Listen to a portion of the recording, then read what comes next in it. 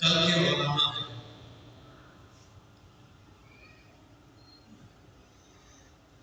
پھر طالب علمی کا دور ہے جہاں میں الحمدللہ ہمارے دینی مدارس میں رات دن ایک کر کے محنت کرتے ہیں، قرآن پاک یاد کرنے والے اور قرآن پاک سمجھنے والے، درجہ حفظ کی کلاسیں، درجہ کتب کی کلاسیں، تمام کے تمام بھرپور طریقے سے رات دن ایک کر کے محنت کرتے ہیں۔ اس کے نتیجے میں کوئی حافظ بنتا ہے، کوئی قاری بنتا ہے، کوئی عالم بنتا ہے، کوئی مفتی بنتا ہے۔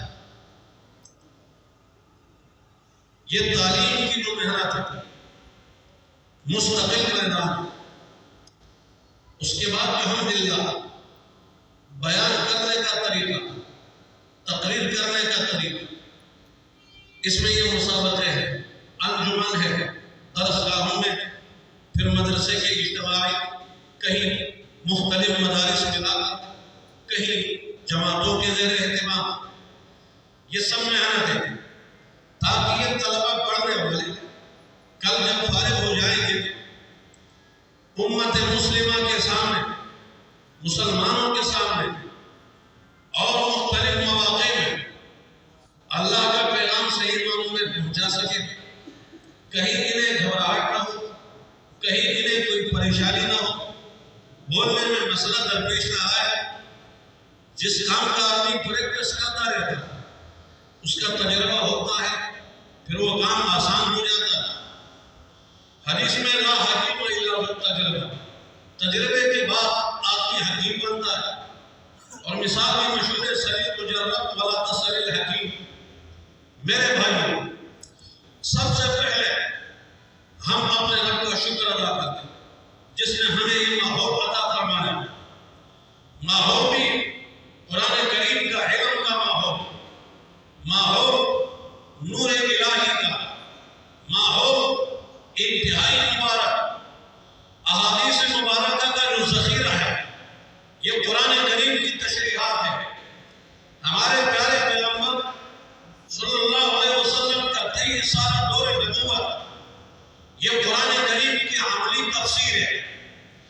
سب سے پہلے ابو البشر، پوری انسانیت کا باپ، حضرت آدم علیہ السلام کو اللہ کریم نے پیدا کیا اور پھر وَعَلَّمَ آدَمَ الْأَسْمَاءَ كُلَّهَا، علم کا نور سے آدم علیہ السلام کے سینے کو بھر دیا۔ میرے محترم بزرگوں، حضرت محدث زمانے کا، علم کا چلتا پھرتا کتب خانہ، مولانا انور شاہ کاشمیری رحمۃ اللہ علیہ فیض الباری میں لکھتے ہیں کہ آدم کی فضیلت فرشتوں پر، مفسرین کے مطابق اس کا سبب علم ہے۔ حضرت مفسرین فرماتے ہیں اللہ نے آدم کو علم عطا فرمایا اور اس کے بعد فرمایا یا آدم انبئہم باسمائہم، فلما انبأہم باسمائہم، آدم علیہ السلام کو حکم ہوا جو علم تمہیں ملا اب اس علم کا اظہار کرو۔ جب آدم علیہ السلام نے فرشتوں کے سامنے اظہار کیا تو آدم علیہ السلام کی برتری ثابت ہوئی۔ آدم علیہ السلام کو اللہ نے انعام دیا، آدم علیہ السلام کی اللہ نے تعظیم کروائی۔ حضرات فرشتوں نے پہلے عرض کیا تھا أَتَجْعَلُ فِيهَا مَن يُفْسِدُ فِيهَا وَيَسْفِكُ الدِّمَاءَ۔ حضرات محققین فرماتے ہیں فرشتوں کا یہ سوال اعتراض کے طور پر نہیں تھا بلکہ خدمت پیش کرنے کے لیے عرض کرنے لگے نحن نسبح بحمدک ونقدس لک، ہم وقت تیری تسبیح اور تقدیس میں لگے ہوئے ہیں، اگر کوئی اور خدمت کی ضرورت ہو تو ہم حاضر خدمت ہیں، ہر خدمت کے لیے تیار ہیں۔ اس لیے کہ فرشتہ جسم لطیف ملک نور، جسم لطیف لا یعصون اللہ ما امرهم ویفعلون ما یؤمرون۔ فرشتے ہر وقت اللہ کے حکم کے تابع ہیں، سر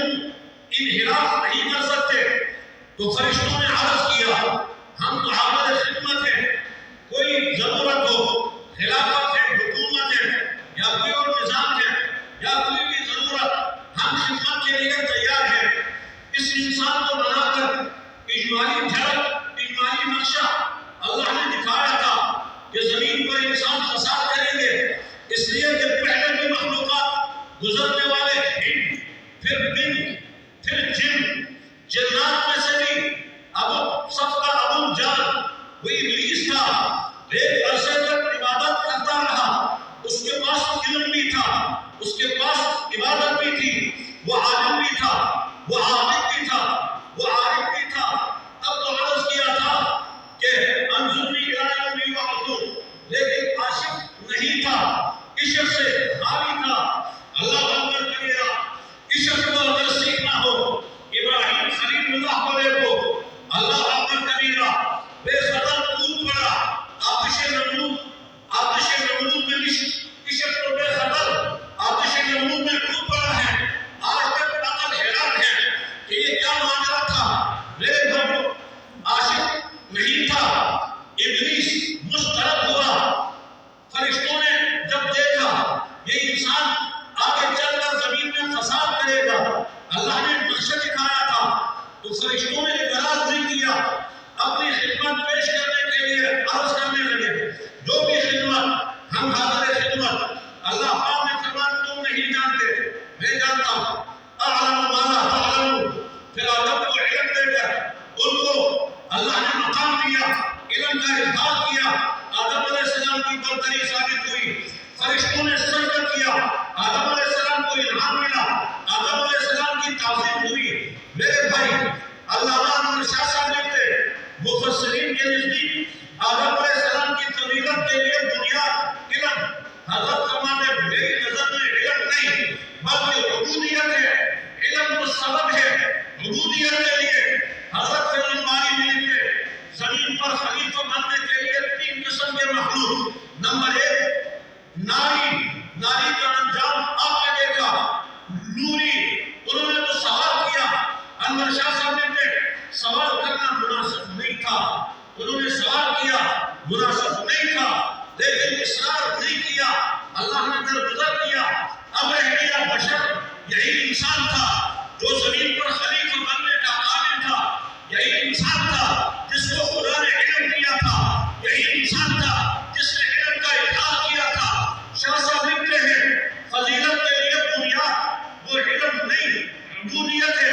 حضرت فرماتے ہیں جب آدم علیہ السلام سے سوال ہوا کہ آدم بن حکمہ، ہم نے تمہیں منع کیا تھا اس درخت کے قریب نہیں جانا، کیوں گئے؟ آدم علیہ السلام نے جواب میں دلیل پیش نہیں کی، مضبوط ترین دلیل آدم کے پاس موجود ہے۔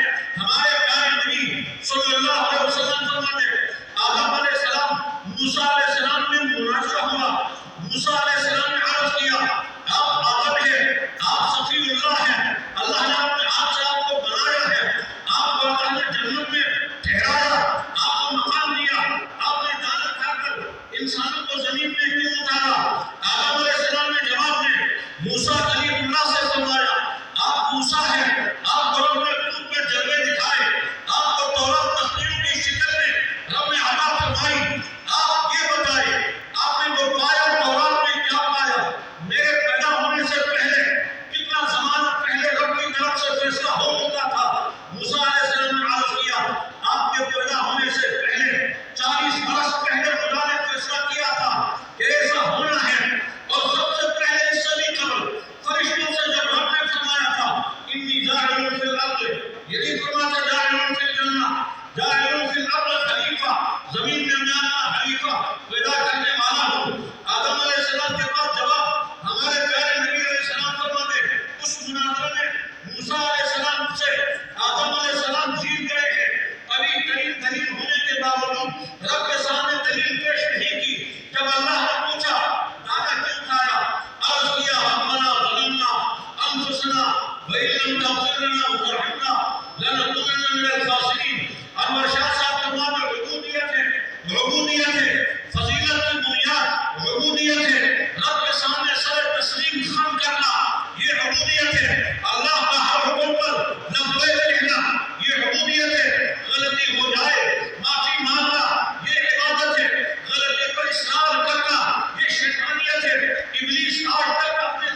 پر ڈٹا ہوا، برباد ہوا، ملعون ہوا۔ میرے بھائی آدم علیہ السلام کامیاب ہیں، آدم کے نقش قدم پر چلنے والے کامیاب ہیں، سارے انبیاء اور رسول کامیاب ہیں۔ انبیاء کا کام رب کا پیغام امت تک پہنچانا، خود راتوں کو رب کے سامنے گڑگڑانا، اپنے رب سے مانگتے رہنا۔ میرے بھائیوں، آج کی علماء ان انبیاء کے وارث ہیں۔ یہ طلبہ جو آج تقریریں کر رہے کل کی علماء بنیں گے، انبیاء کے وارثوں کے صفوں میں آ جائیں گے، پھر خدا کا پیغام کو عام کریں گے، پوری دنیا میں اسلام کا چرچا کریں گے، اسلام کا پرچار کریں گے۔ یہی مدارس ہے، اس کا کردار ہے، اس میں پڑھنے والوں کا کردار ہے۔ پاکستان کی تاریخ میں بھی اگر آپ نظر اٹھا کر دیکھو، سب سے پہلے جس نے پاکستان کا پرچم بلند کیا تھا وہ مدرسے کا تھا۔ 1962 میں ایوب خان کے مقابلے میں جس نے اسلامی آئین میں کردار ادا کیا تھا وہ بھی مدرسے کا مفتی محمود تھا۔ 1975 کے آئین میں کردار ادا کیا تھا مدرسے کا تھا۔ 74 میں آدیانیوں کو غیر مسلم اقلیت قرار دے کر انگریز کا بہت بڑا ایک نشے کو جس نے ختم کر دیا تھا وہ بھی مدرسے کا مفتی محمود تھا۔ مدارس کا کردار ہے۔